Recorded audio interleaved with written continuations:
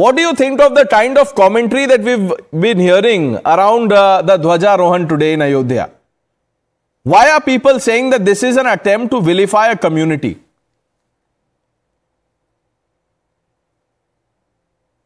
Amit bhai, I think you're on mute. अपने जी हमारे प्रधानमंत्री जी अयोध्या जी गए, बहुत अच्छी बात है, बड़ा अच्छा काम किया।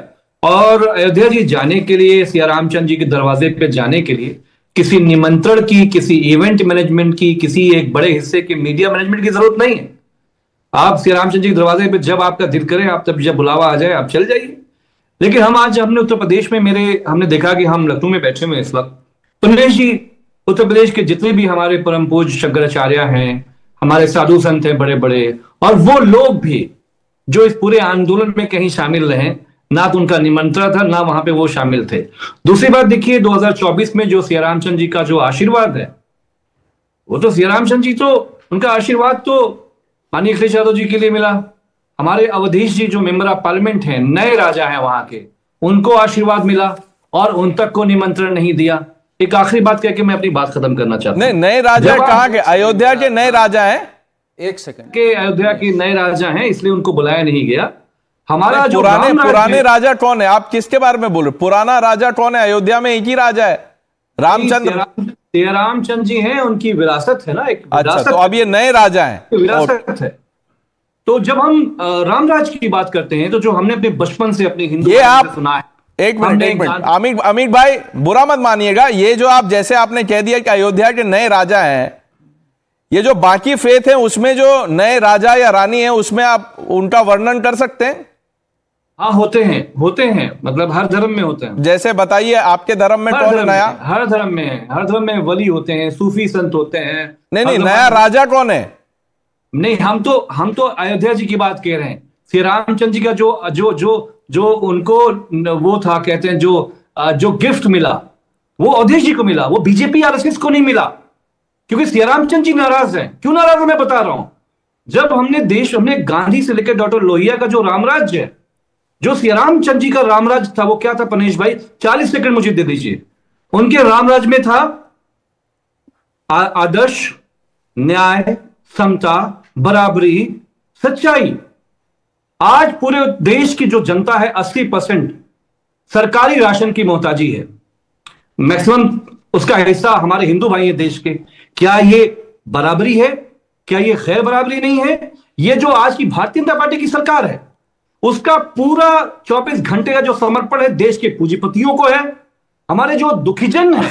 अमित भाई देखिए, एक दो चीज है, मेरे जो गेस्ट भी हैं बाकी, वो भी पूरी तैयारी में आए हैं, उनको भी बोलना है। शांतनु मुस्कुरा रहे हैं, करण रेडी हैं, चारू प्रज्ञा भी पॉलिटिकल क्वेश्चंस का जवाब देंगी। मैं आपसे ये एक दो चीज मैं पहले आपसे पूछ लूं। आपने कहा कि आप लोहिया में मानते हैं, उनके तो नाम में ही राम था, राम मनोहर लोहिया। आप मानते हैं ना, बड़े सोशलिस्ट थे वो। रामचंद्र जी को पूरा देश मानता है। नहीं, आप राम मनोहर लोहिया में मानते हैं कि नहीं? मैं लोहिया जी के बारे में पूछ रहा हूं। मानते हैं ना? लोहिया जी यूसीसी में मानते थे। Samajwadi party under Akhilesh Yadav, UCC पे क्या पोजीशन है अभी आप बता दीजिए सबको। अमित भाई, एक और चीज, और ये जो एक तो ये राम मनोहर लोहिया वाली बात, और जो दूसरी आपने बात कही अयोध्या के नए राजा हैं Awadhesh, Karan, it says a lot about the mindset. नहीं, मैं अमीक जी को एक बात बता दूं, कान खोल के सुन लीजिए। अयोध्या जी के राजा एक ही थे, एक ही है, और अनंत काल तक एक ही रहेंगे, वो है प्रभु श्री राम। इसको लिख लीजिए, अगर आपकी याददाश्त कमजोर हो, इसको लिखकर अपने सामने छाप लीजिए। और प्रणेश, ऐसे लोगों से हमें उपदेश नहीं चाहिए जिन्होंने राम भक्तों पे गोली चलाई हो। ये वो पार्टी है, ये लोहिया का ज्ञान देंगे। जिन्होंने सैफई महोत्सव बनाया, that was Lohia's principles, Pranesh. They will pontificate on Lohiya's principles. This is that party which attacked Karasevaks. Now, Pranesh, I want to come to the moot point here. You know, Akashdeep Muni, Nikhil, they were waxing eloquent. हमने क्या बोला आज तक? चिदम्बरम, भगवा आतंकवाद, Sushil Kumar Shinde, Hindu terrorism, Priyank Kharge, replying to Sanatan is equal to leprosy and malaria, said, yes, anything that doesn't preach equality is equivalent to a disease. Exact statements of Priyank Kharge.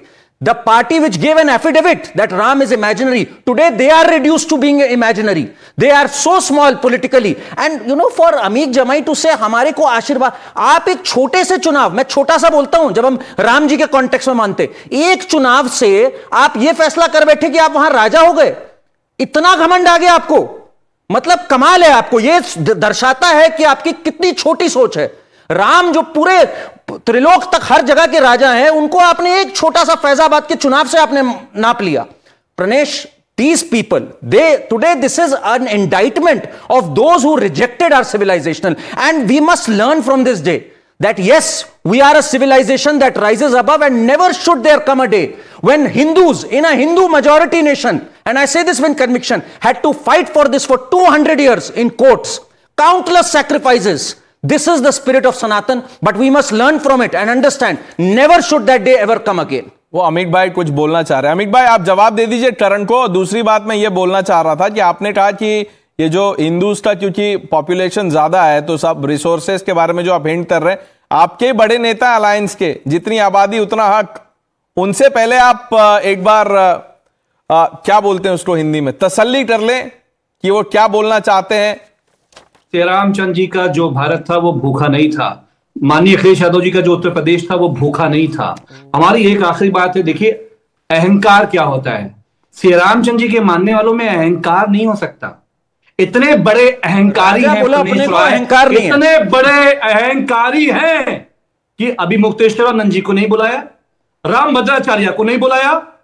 अरे धर्म कर्म का काम उनका है कि आपका है? सरकार भी आप चलाएंगे, धर्म भी आप चलाएंगे। हमारे जो पूज्य साधु संत हैं, क्या इनको जेल में डालोगे? इनका काम क्या है? आपने गोली चला दी थी अमित भाई, भूल गए, गोली चला दी थी और अखिलेश यादव जी को बुलाया था प्राण प्रतिष्ठा में, वो चले जाते। एक छोटी सी चीज प्रणेश, जेल में डालने का काम भी जरा आकाशदीप मुनि और निखिल से पूछ लीजिए। 2004 में कांची शंकराचार्य को जेल में सोनिया गांधी की सरकार ने डाला था, बाद में वो अक्विट हुए थे, दिवाली के दिन ये काम करा था इन्होंने, तो जेल में भी इन्होंने डाला है अमित जी। शांतनु भाई, I am just coming to you. Charu Pragya, respond to Amit Jamai, Nikhil Jain and Dr. Muni. They have a problem with the Prime Minister leading the puja today.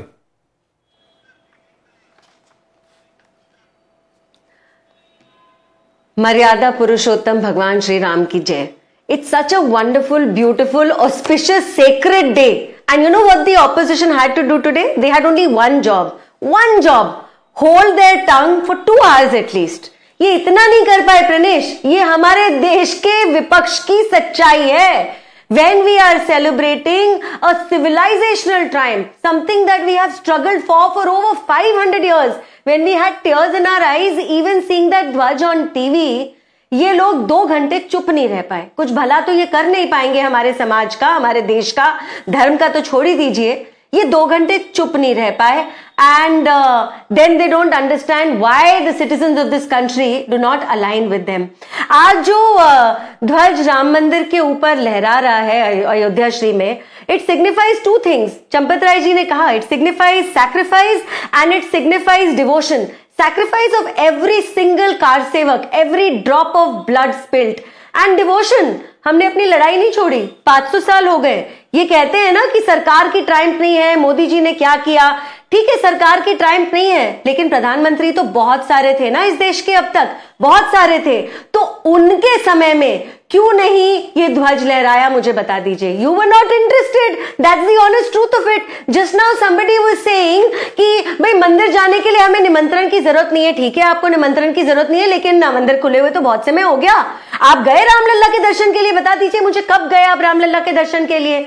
आपको निमंत्रण मिलता है आप तब नहीं जाते, निमंत्रण नहीं मिलता तो आप रोना धोना कर देते हो, हर चीज में राजनीति ले आते हो। And my basic point is, those who talk about saffron terror, those who even till today are comfortable siding with people जो कहते हैं डेंगू, मलेरिया, एड्स, लेप्रोसी, न जाने सनातन धर्म क्या क्या है, जो आज जिस दिन सब मंदिर में जाकर धन्य महसूस कर रहे हैं, where we are feeling grateful that we are witnessing such a grand moment in our civilization. ये मैं किसी एक डेकेड या 100 साल की बात नहीं कर रही हूं, मैं एंटायर सिविलाइजेशन की बात कर रही हूं। उस दिन भी ये लोग टीवी पे बैठ के गाली देने का काम करते हैं। तो मुझको आप साफ बताइए, 2-3 प्रश्न है मेरे आपसे। पहली बात तो कोर्ट से लेकर सड़कों तक आपने रामलल्ला को हर दिन गाली दी, तब में से आप में से कोई कुछ नहीं बोला। उसके बाद आप सबके नेता हैं, सबके नेताओं की सरकार रही है, चाहे उत्तर प्रदेश में या दिल्ली में। आपके नेताओं की सरकार के समय आपने क्या इज्जत दे दी भगवान श्री